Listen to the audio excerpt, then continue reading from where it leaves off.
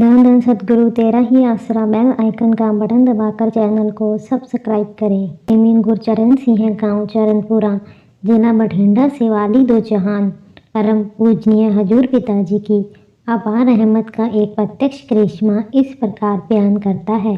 प्रेमी अपने पत्र में लिखता है कि उपरोक्त घटना दिसंबर 1993 की है।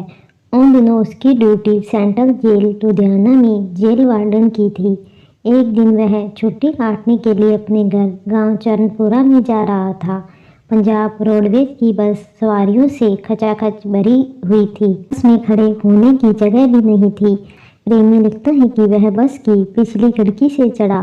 पिछली लंबी सीट पर पंजाब पुलिस के कुछ अन्य कर्मचारी भी बैठे हुए थे और वह भी उन्हीं के पास पिछली सीट पर ही बैठ गया।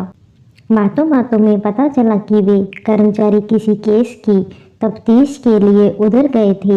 वह बरामद सामान भी उनके पास था जो उसी सीट के नीचे रखा हुआ था। अचानक बैठे बैठे प्रेमी गुरचरण सिंह को परम पूजनीय हजूर सच्चे पातशाह जी की बिल्कुल स्पष्ट आवाज़ सुनाई दी। पूज्य पिताजी ने हुक्म फरमाया, बेटा यह सीट तुरंत छोड़ दे और आगे चला जा। प्रेमी लिखता है कि पूज्य सदगुरु जी का यह स्पष्ट आदेश मुझे 2 बार सुनाई दिया। लुधियाना से निकलकर करीब 7 किलोमीटर पर एक बस स्टॉप पर बस रुकी और कई सवारियां वहां पर उतर गई। पातशाह जी के आदेश के अनुसार मैंने वह सीट छोड़ दी और खड़ी सवारियों में से गुजरता हुआ ड्राइवर के पीछे खाली पड़ी एक सीट पर जाकर बैठ गया। प्रेमी बताता है कि वहां पर बैठने के बाद मुझे सचमुच ही अपने अंदर ऐसा महसूस हुआ कि मैं किसी बहुत बड़ी मुसीबत में से निकल आया हूँ। यहाँ पर मेरे साथ कोई भी बातें करने वाला नहीं था, इसलिए मैं आंखें बंद कर अपने प्यारे मुर्शिद जी के पवित्र चरण कमलों में ध्यान जमाने तथा सिमरन करने की कोशिश में लग गया। अचानक मुझे अपने प्यारे मुर्शिद पूज्य शहंशाह जी के प्रत्यक्ष दर्शन हुए। वाली दो जहान मेहरबान दादाजी बहुत ही प्रसन्नचित्त दिखाई पड़े। खुद में दादाजी ने कहा तो कुछ नहीं, बस अपना पावन आशीर्वाद देकर एकदम अदृश्य हो गई। प्रेमी लिखता है कि मैं अपने प्यारे मुर्शिद दाताजी के उस अद्भुत खेल को समझने की कोशिश करने लगा कि आखिर इस बात में सदगुरु मालिक का क्या राज हो सकता है, जो शहंशाह पिताजी ने पहले तो मुझे वह पिछली सीट छोड़कर आगे आकर बैठने का हुक्म फरमाया और अब बिना कुछ कहे, बिना कोई वचन फरमाए केवल अपनी इलाही मुस्कुराहट का प्यार भरा आशीर्वाद देकर ही चले गए। पूज्य शहंशाह जी ने मुझे वह सीट छोड़ने का कारण तो कोई बताया ही नहीं।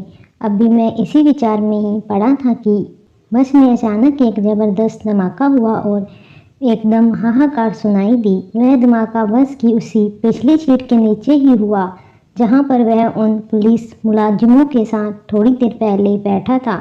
उस जबरदस्त बम धमाके से 2-3 व्यक्तियों के तो चित्रे उड़ गई और इसके अलावा आसपास बैठी कई सवारियां भी गंभीर रूप से जख्मी हो गई थीं। वाली दो जहां सदगुरु पिताजी की अपार दया मेहर का प्रत्यक्ष परिणाम बिल्कुल सामने था।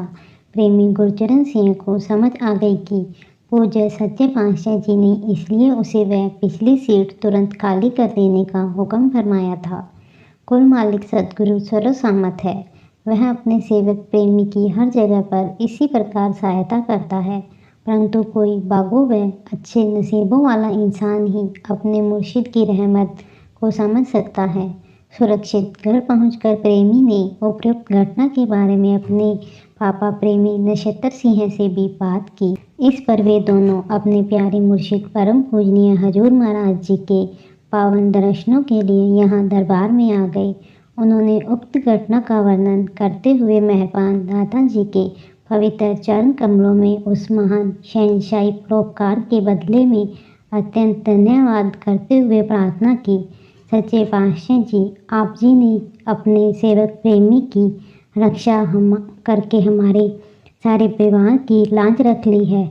इस पर वाले दो जहान सर्वसम्मत दयालु शहंशाह जी ने फरमाया, भाई परम पूजनीय परम पिताजी ही सब कुछ करन करवाहनहार हैं। हम तो पूजनीय शहंशाह वे परवा परम पिताजी के सेवकों के भी सेवक हैं। परम पिताजी खुद ही अपने बच्चों की लाज रखते हैं। प्रेमी जी लिखते हैं कि पूज्य हजूर सच्चे पातशाह सर्वसम्मत दाता जी ने अपने इन पावन वचनों के द्वारा अपने आप को बिल्कुल भी जाहिर नहीं होने दिया कि कोई मालिक परमात्मा पूज्य हजूर महाराज जी के नूरी स्वरूप में प्रत्यक्ष दर्शन देकर इसी प्रकार अपने बच्चों की रक्षा व संभाल करता है। धन धन सद्गुरु तेरा ही आसरा।